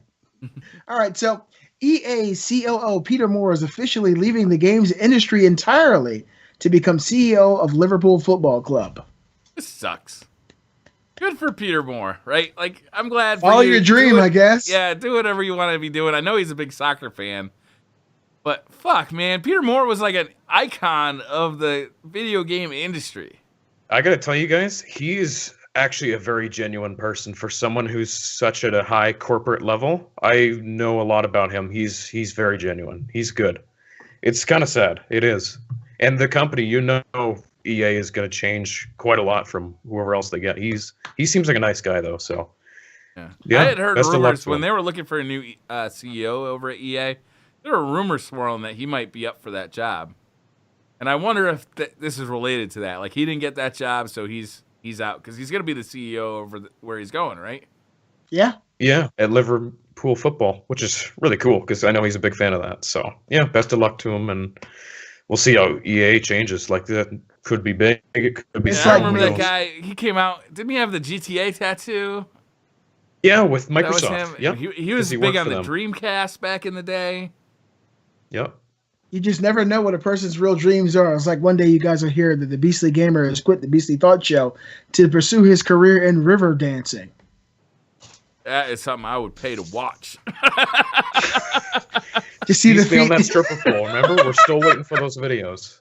On a stripper pole. Oh my God! So this is some pretty interesting news. Due to ongoing connection problems that players are experiencing in For Honor, Ubisoft is offering all players champion status in the game from March 3rd to March 5th. What's that? This is bad news. This is piss poor for bad news? horrible connection problems this game has had Robbie, since it's come out. What's champion status? Yeah, yeah, Robbie.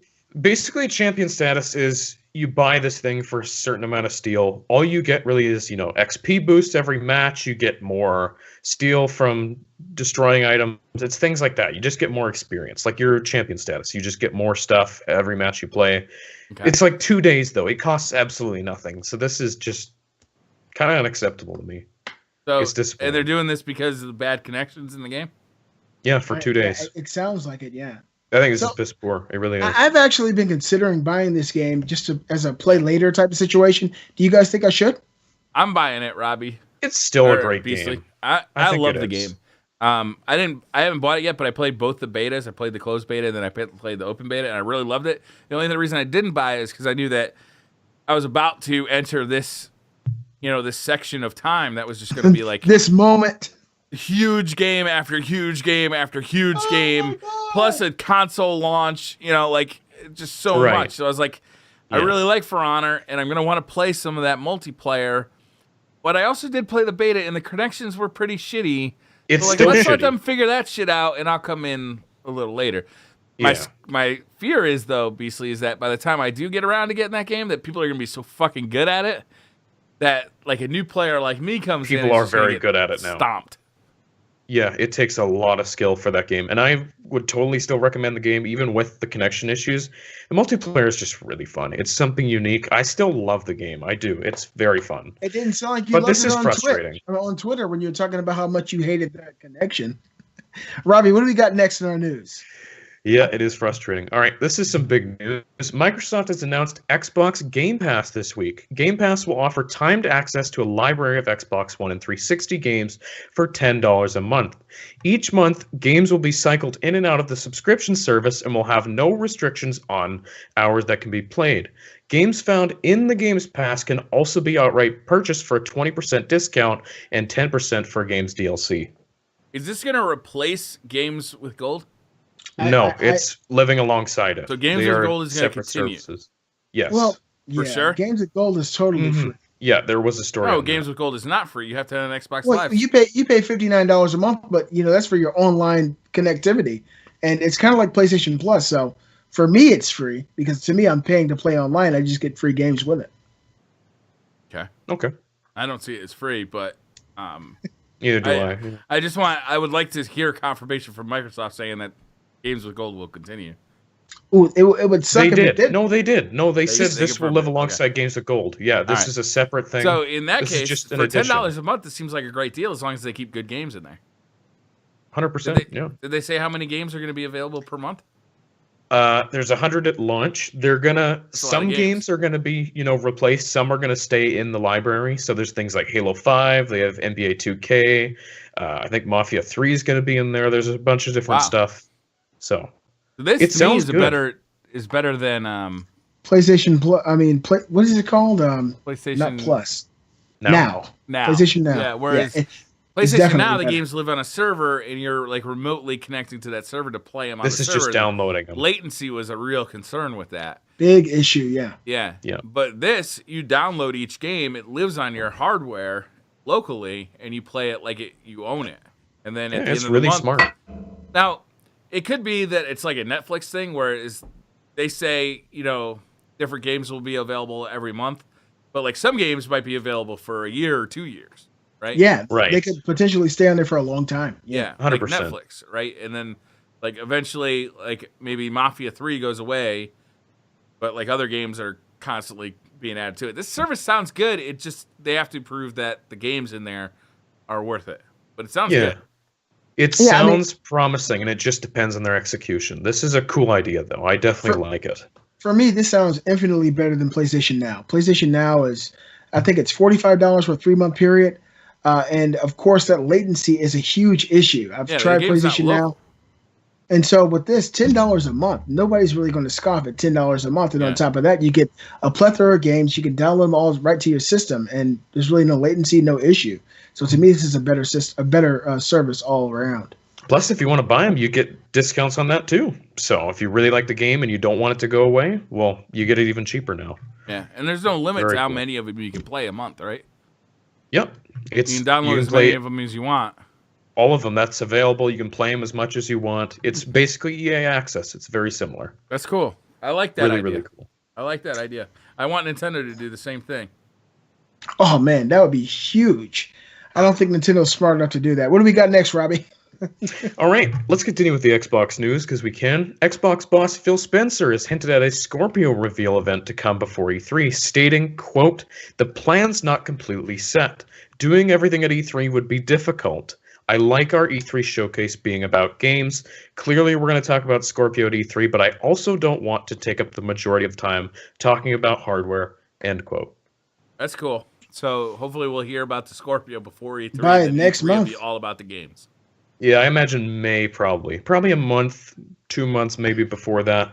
We'll definitely get this. I That's think something 100%. that PlayStation does very well at their press conferences. They have these press conferences where they just show game. Bang, Hey, bang, they bang. just punch here you I in the am. face. My name's Yeah, it's blah like- blah, and here's fucking games. And here's the next guy. My name is blah. Here's and 20,000 check this games game out. for you. In this game. They need to And hire Xbox Briar. up there telling us about how You their need to work Xbox is for going to connect to the PlayStation. fucking TV and putting us all on a fucking sleep. Yeah, let's hear about sports and Call of Duty. It sounds exciting. Yeah. Yes, I'm definitely going to get a Scorpio Rejected Death. No doubt. I'm excited about it. I think it's going to be a very nice piece of kit, as they call it nowadays. But I always like to have the newest stuff. And I think it's going to be the PS4 plus one, I guess, is what I'd call it. PS4 Pro plus one. What? The PS4 Pro plus one, the Scorpio. I hope that's not the official name. No, I think that's what it's going to be as far as hardware goes. I don't think it's going to be any more special than the PS4 Pro. What do you I mean think it's- plus one, It's though? going to That- be more powerful. Yeah, it's going to be more Yeah. powerful, but I don't think we're going to notice, like, they're still using I checkerboard. think it's going to be more rendering. noticeable than with the Pro. I think so, too, yeah. Yeah, I think it's actually going to be significant. This is their next system, whereas Pro is just a mid-cycle upgrade. This is like a new console. No, Right. this is iterative change as well, Robbie. It's not. It is, but it's a bigger change. No, Yeah, Scorpio is still their next gen, though. It really is. This is the next console. There's no doubt. It is. This is my guess. I don't think it's going to be that big of a change from PS4 Pro. I don't think so, because they've already come out and said they're using the same rendering techniques as the PS4 Pro, the checkerboard rendering Yeah. and everything. Well, It's the not- hardware that's in that thing is not capable of native 4K. So I mean, of course, it might look better. I mean, I Slightly got a better. 1080. don't think it's- I got a 1080, a GTX 1080 in my PC, and that thing's running 4K at like 55 frames per second. So it's like, and that's a Yeah. $700 graphics card. It's like not, Yeah. not the rest of the computer. This is just the graphics card. Jesus. Man. Right. So I mean, but that checkerboarding 4K looks good. You know, like It if you really just got does. if you just got a 4K TV, definitely Xbox needs a 4K solution, right? There's no doubt about it. And this is going to be hardware wise a better 4K solution than what the PS4 Pro has. That's the like the long and short of it. 100%. Yeah. All right, so where we at, Robbie? Nintendo Switch Amazon pre-orders have suffered a widespread delay, with many promised day one deliveries still on Yeah. hold for customers. This is really rare. Like, I would like to hear from Amazon about this because usually if you pre-order something from Amazon, they get it to you on launch day. Like, they ship it out pre-launch. That Like, was the guarantee with this, yeah. That's messed up, man. Like, I'd be really upset if I was, if I had ordered my Switch off of Amazon, which I don't do because I like to go to GameStop to do it. I'd be really upset about it. You like to be treated like a celebrity. That's why. It's Briar Rabbit. Come on in, Mr. Rabbit. I wish it was like that. That'd be awesome. That would be amazing. GameStop. Holy I'd shit, actually it's be Briar. super embarrassed if it was like that. I'd be like, the Would you GameStop walk right guys out? down the street, they know who I am. Like, they know about the Briar Rabbit channel, but they just treat me like a normal guy, and that's great because like they're cool dudes, and like I like going in there and talking to them. They like to talk Destiny. They're all Destiny players, and I like going there. Briar, They one do a day good job on these release nights. I've been going there. Since I moved here into this town, I've done the PS4, the Xbox One, the PS4 Pro, and the Switch midnight releases there, and every one of them has gone without a hitch. Yeah. Nice. Like, been great. You know, like they do it where you go earlier, you pay for it, so you have your receipt. You get there, they give you a number, you stand in line, it's all orderly. You're in and out of there in 15 minutes. Like there's no awesome. waiting there for 6 hours to get in line. There's no mad dash in to get to like the electronics Fighting department. people. Yeah.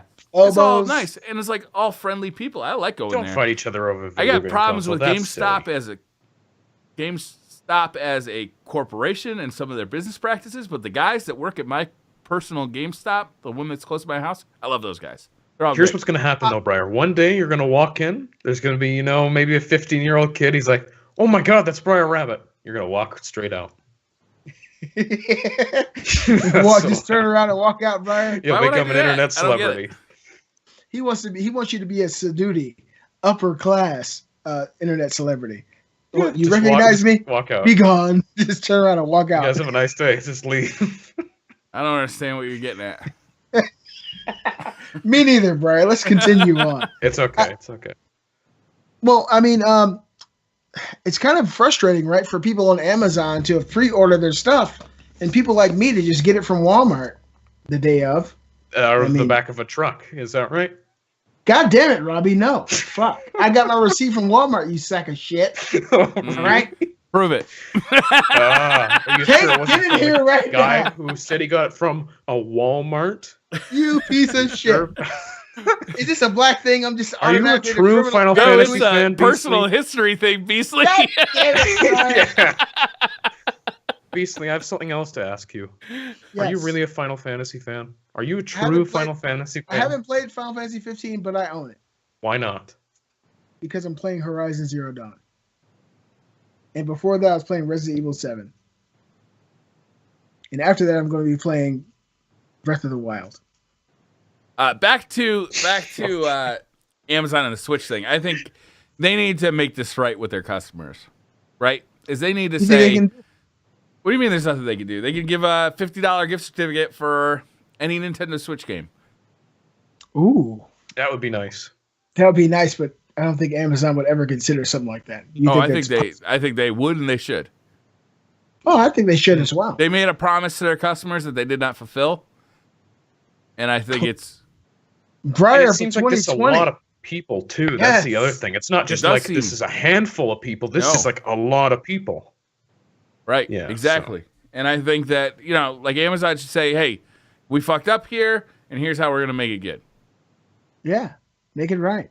Yeah. I think that would be incredible. Have they ever done anything like that before, though? They have to set a precedent before they do something like that. Well, this could be the precedent. Yeah, it could be. I mean, I think Look, it's a great I idea. can honestly say that I've talked to Amazon customer service a lot of times because like I've had packages delivered to the wrong place.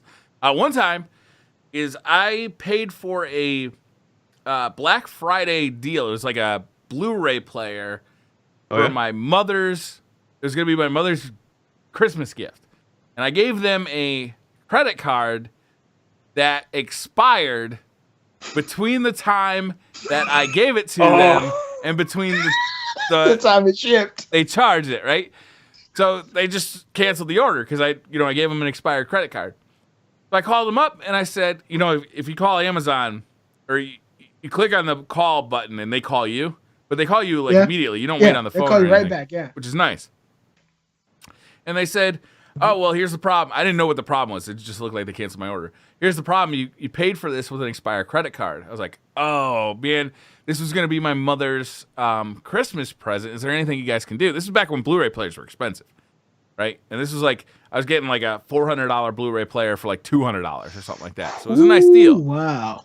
And they're like, yeah, no problem. We'll hook you up. Cool. Like, that's how you win customers now. This is a problem Best Buy has had, and that I think they're actually fixing now, is that if Best Buy wants to compete with Amazon for electronic sales or any other company, retail company wants Customer service. they need to do it with customer service. They need to get people in there that are friendly and trained and knowledgeable about their product. Because you go to a Best Buy for the last, as long as I've been going to Best Buy, is they're trained on how to sell you that fucking Canon printer.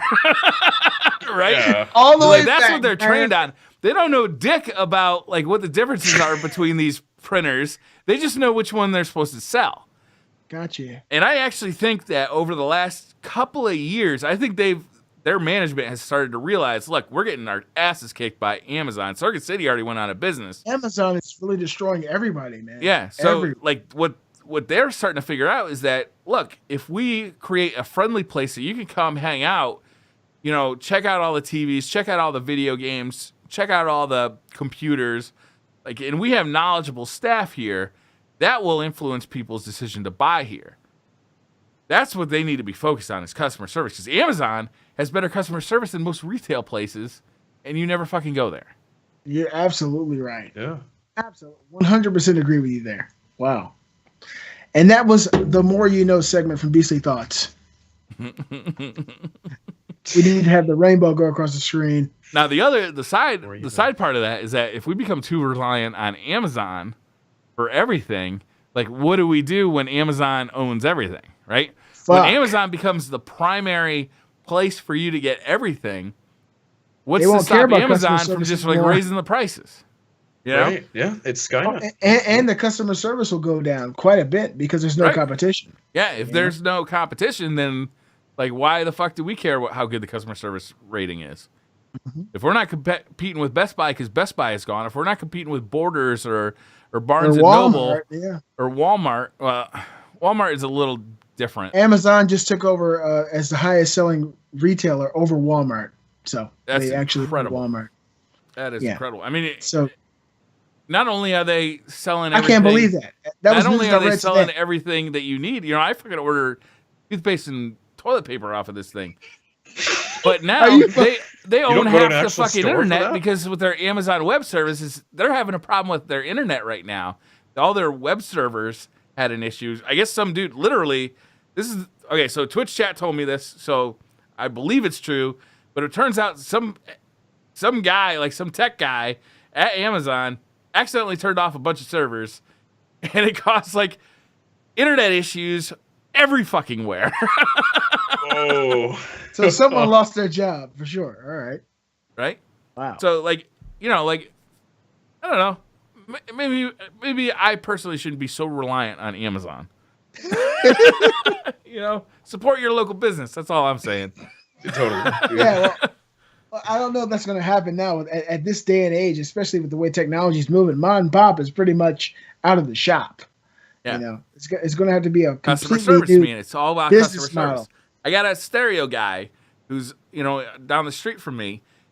When I want stereo equipment, I go to him first because, maybe I'll spend an extra 10, 20, $50 on the equipment that I'm buying. But, it's usually $500 to $1,000 pieces of equipment. So it's not that big a piece of that pie. Plus, I'm keeping a local business that I can actually go and demo this stuff. So I can actually go and hear it. I'm not just reading customer reviews on a website. I can actually go and listen to this stuff myself. Right. Absolutely. So that's really valuable. And, Best Buy is that too, is you can go see that TV as opposed to just reading reviews. Yeah, right before I bought my 4K, I went in Best Buy and saw 4K for real. I never saw one before. Is it who wrote this review? Is it somebody who's just, doesn't want to have buyer's remorse because of the TV he has, so he's going to spurt out that it's the best TV ever? Is it somebody who's got some interest in actually selling these TVs financially or otherwise? Who's writing these reviews? I don't fucking know this guy, but I can go to a Best Buy and look at this thing. Right. Wow, I feel smarter after this episode. You the man, bro. Faux show. It's just stuff to think about. I mean, Amazon is cool, but let's not be too reliant on Amazon here. Yeah. Also, click on the Amazon Prime free 1 month subscription down below. In the link in the description. Briar, you sellouts. Let's not it might be. It might be a little late. Oh boy. How you going to sell them after that fucking spill? Hey, I like Amazon. I'm not saying I don't like Amazon. I'm just saying that I don't want it to be like this one company that owns everything. For every Microsoft, I want there to be an Apple and a Linux. For every Nintendo, I want there to be a Sony and a Microsoft. For every Gillette, I want there to be a Schick and a Dollar Shave Club. I want competition everywhere. Well, he hit them all too. For every basketball, NBA, we need to have a tetherball. Absolutely. For every KFC, we need a Church's chicken too. Yeah, you're right. You're absolutely just right. for you, Beastly. Yeah. Thank you. This Popeye is famous for me, man. I support all three. I mean, what happens if we keep supporting Amazon? And they're getting these drone deliveries happening too. Is that you're going to need toilet paper? They have their quick delivery with the drones. You're going to need to be getting a drone to deliver you some toilet paper. Amazon is a giant that has surpassed capacity. I don't think it's even possible to stop their growth. Their company they're going to do whatever the hell they want to do. They're going to be delivering you toilet paper to wipe your ass with the drones. You're absolutely right. They get it to me the same day or the next day. Like I pay for $2 2-day delivery. I have Amazon Prime, so I expect 2-day delivery. Most of the time, it's here the next day. I've even had shit show up the same day. They'll show up on fucking Sunday, I can see it now, Robbie. Briar's on the toilet. He's ordering toilet paper. I need some toilet paper now. Takes his hand out the window, and the toilet paper drops, boom, right in his hand. My attention span is like a goldfish. If I don't order that toilet paper while I'm knowing that I need it, it's not getting ordered until the next time I'm sitting on that toilet. I'm not. Like I walk out of that bathroom and I'm on to the next fucking thing. I'm not thinking about. You know what? I should run over. I should go right down on the grocery list that I need toilet paper. It's not happening. It's just not happening. Look, we all have our personal foibles, right? We all, as you get older, I feel like you come to realize those things about yourself. We're not all perfect. We're not perfect people. We all have our strong points. We all have our weaknesses. My weakness is that I got a goldfish memory. Yeah. I am literally like on to the next thing before I finish my sentence. So, for me, just order, I run out of toothpaste. Like I use the last thing of toothpaste and I can order it and it's here. Like I don't have to like remember to get it while I'm out. Now, let me ask you a question. Are you saying that you've actually ordered toothpaste from Amazon? Yeah. Really? Wow. Really? You don't just go to a store and buy it? Dude, it's free delivery. I order everything. This is a very amazing and eye-opening episode. I mean, my God. Well, this is not just an isolated incident, Robbie. I think this is kind of ubiquitous across the world, not just America. People have become accustomed to this. This is ease of access. You hop on your phone, you're on it all the time. You hop on your iPad, you're on it all the time. You just hit a few keys, and all of a sudden, something's at your front door that you need within the next 12 to 48 hours. Yeah. I mean, who wouldn't do it? To me, it makes perfect sense. But the scary part is what happens when you feed the beast too much, and the beast owns everything. Yeah. I do. That's the scary. I actually do. I get home delivered groceries too. Awesome. Have you guys heard of Stop and Shop Peapod? No, I'm too black for that. Yep. This is fucking ridiculous, dude.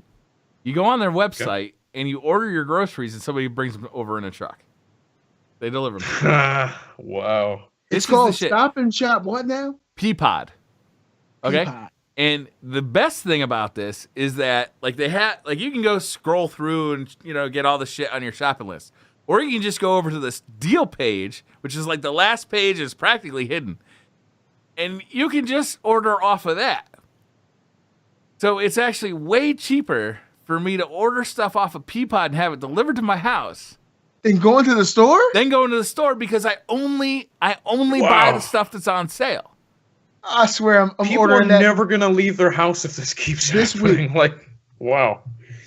That's pretty fucking incredible. No one's going to have a reason to go anywhere. Soon you're going to get haircuts delivered to your house. I stopped doing that when I got married because I'm not allowed to go grocery shopping. Because you'll forget. Memory of a this goldfish. rabbit ain't having that shit. Yeah. I actually have the same thing happen when I go to pick up groceries. I almost always forget something. It's like, oh shit, we needed milk. I forgot that. It's something silly too. Yeah, it's. So is it? I'm saying. So is it's like in the chat. He's like, don't let's become dependent on Amazon. I order everything on Amazon. Look, it is just something I think about, right? I'm not saying I'm a perfect person. I already explained that. I'm just saying maybe we ought to start thinking about this stuff. Yeah. Before it's too late. Yeah. Yeah. Before they take over. Wow, these cartridges taste like shit. That's the still first thing going? I swear to God, it's still there. You're gonna wake up tomorrow morning. You're like, it tastes like shit. What did I eat last night? Yeah. It's really, really bad. It might be a new punishment for my kids. You taste that Switch game. Shut up, boy. Taste it. Taste it. Yes, all sir. Right. Do we have any more news, or are we done? We do have one more story. All right, let's hear it. Okay, Robbie, let's hit it.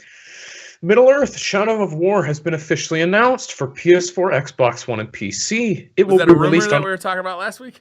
Yeah, we talked about now it's officially announced. It will be released on August 22nd of this year. It is one of the first games confirmed to take advantage of Xbox Scorpio. That was also confirmed. That's really exciting right there, Briar. The first game confirmed to take advantage of the Scorpio. What are they planning on doing?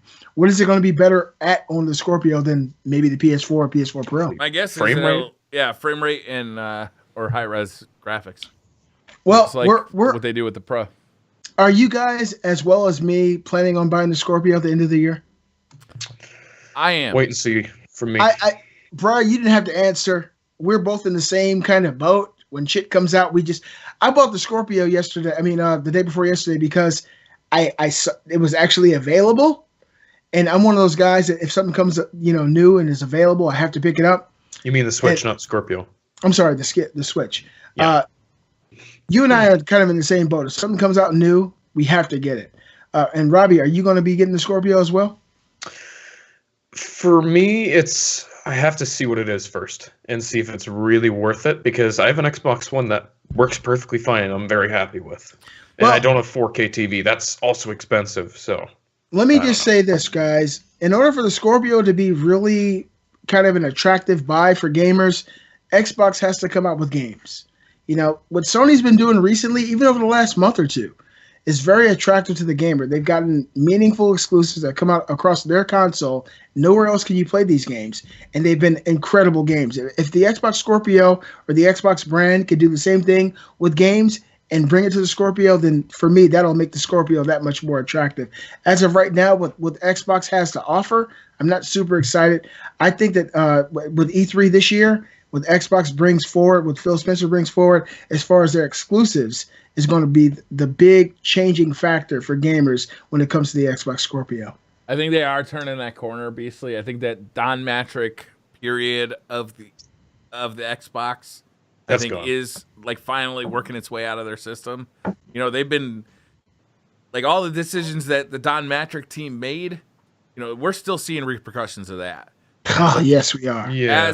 As Phil Spencer has more time in the driver's seat here, we're going to see his decisions, start coming to fruition. But it can take years, like as we know.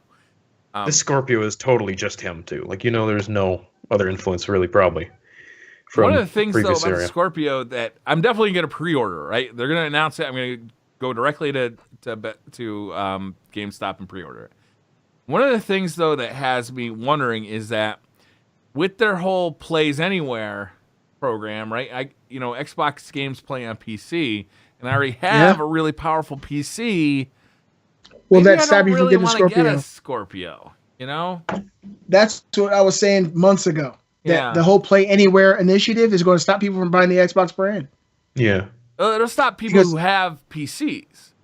Well, people who have powerful PCs or PCs powerful enough to play what the Xbox Scorpio will supposedly be able to do. Yeah. Like yourself. What's the point? What's the reason behind buying the Xbox Scorpio if you have a PC that can do the same thing?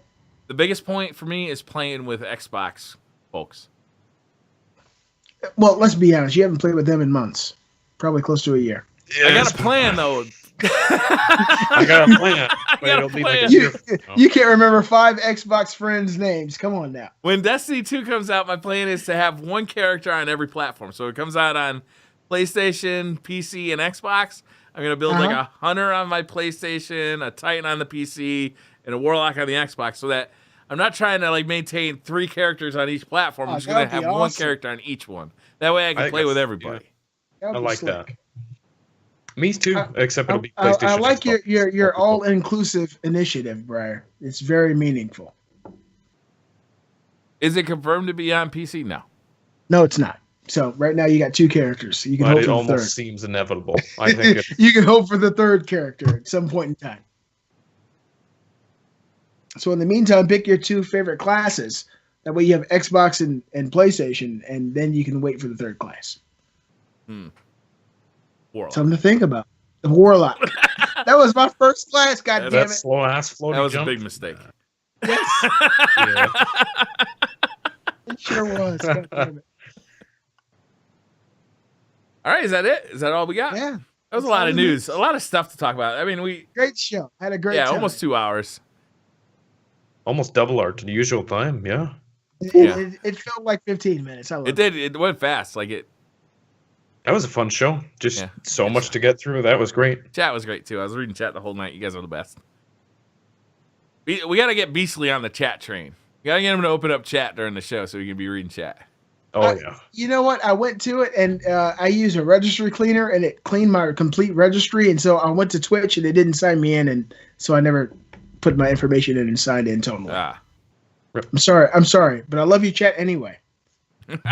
He's just saying that. He loves you like he loves Final Fantasy. Yeah. Fake a big shallow fan, but love. he's really not. When push comes to shove, when Final Fantasy needs that support, you weren't there. Never forget that. Gary's like, bit of feedback, less game talk, more tetherball discussion next time. You got that right. Tetherball. Nargis is like, have we had a cock joke? I feel like we had one early. early dick joke. Well, there's been 3 dicks on the show for the last 2 hours, so. Last 2 years. Yes. Right here. 3 years. All right, guys. Thank you very much for watching. Make sure you go check out Beastly Gamer's YouTube channel. What is all that? Where can people find you?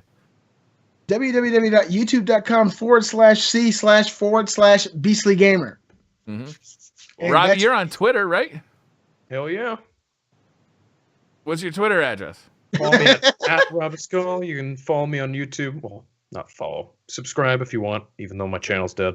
But it'll come back one day. I promise. It's dead. Just say it's sleeping. It's sleeping. It's waiting to be invigorated, like inspired. That's what it's waiting for. Robbie also is responsible for picking out the news stories for each episode of Beastly Thoughts. And is the person that runs the Beastly Thoughts Twitter account.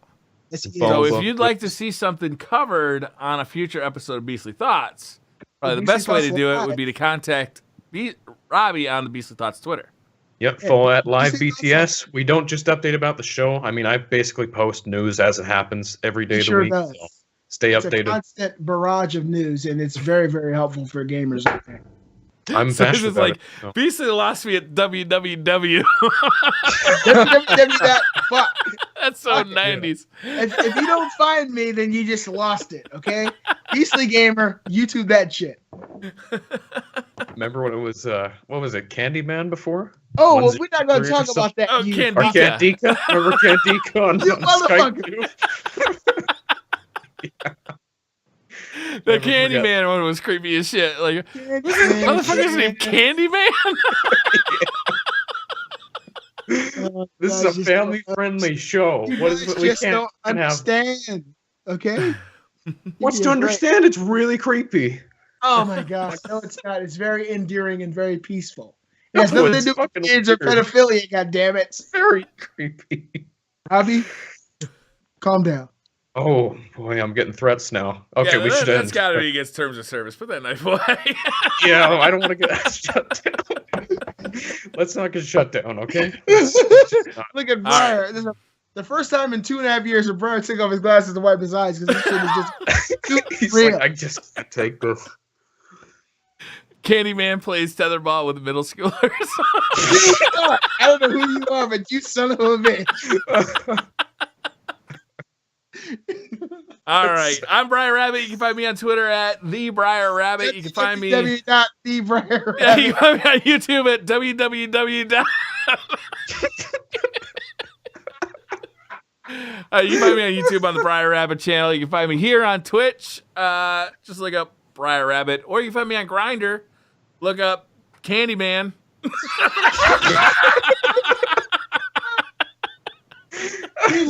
Hey, look, with friends like this, who needs enemies, right? Where else can we find Candyman at? All right, guys. Thank you so much for hanging out. We'll see you next week. Bye, guys. Have a great week. Holy shit, you